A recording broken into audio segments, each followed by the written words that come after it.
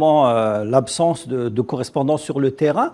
Je vous laisse regarder cette image d'un journaliste de la société de presse, de AP, journaliste britannique, qui travaille pour plusieurs médias et qui a comme le même décor, mais en plusieurs langues. On l'appelle le journaliste aux 6 langues. Regardez.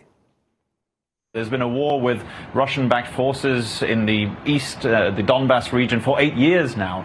But despite that, the capital city of Kiev is relatively calm. Tut sich an einen gewissen Sinn und der Krieg gewinnt, der natürlich schon am Gang ist, am Osten, an der Donbass-Region, zwischen der Ukraine, an der russischen Separatisten. Dos reuniones que va a mantener el presidente francés hoy en Moscú con el presidente ruso Vladimir Putin y mañana aquí en Kiev con el presidente ucraniano Volodymyr Zelensky. Moscou brandiu o anúncio de retirada da terça-feira como prova de que os temores da guerra foram fabricados por Ocidente hostil, liderado pelos Estados Unidos. À ce stade, la guerre semble probable, c'est aussi simple que cela. Mais il y a encore cette petite lueur d'espoir que la diplomatie puisse arrêter une invasion russe de l'Ukraine. Das ist genau das, was sie erwartet hatten. Desinformation, gefälschte Angriffe und ein Vorwand für Russland, in die Ukraine einzumarschieren.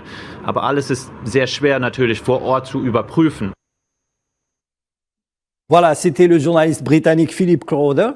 On le félicite pour l'excellent test linguistique en 6 langues. Il lui manque que l'arabe. Alors, cet exercice a fait le tour du monde. Il a fait le buzz un petit peu partout.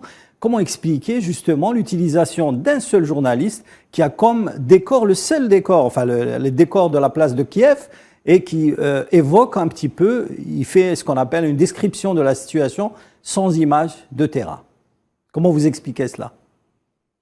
Sofiane. Moi, à mon avis, ça renvoie directement à ce que je disais tout à l'heure, c'est-à-dire à l'intensité très élevée et à la situation, si vous voulez, de haute alerte que vit Kiev en ce moment. C'est-à-dire qu'il y a même des consignes directes du gouvernement de Kiev pour les journalistes de ne pas quitter leurs hôtels, sinon ils seraient considérés comme des ennemis potentiels. Il y a eu même, je crois, le ciblage d'une équipe de Sky. Oui, Sky News qui a été attaquée et qui a échappé belle en fait. C'est-à-dire que la situation de conflit est dans un tel état d'exacerbation que toute image pourrait, si vous voulez, faire un peu déjouer les plans de tel ou tel camp sur tel ou tel objectif tactique.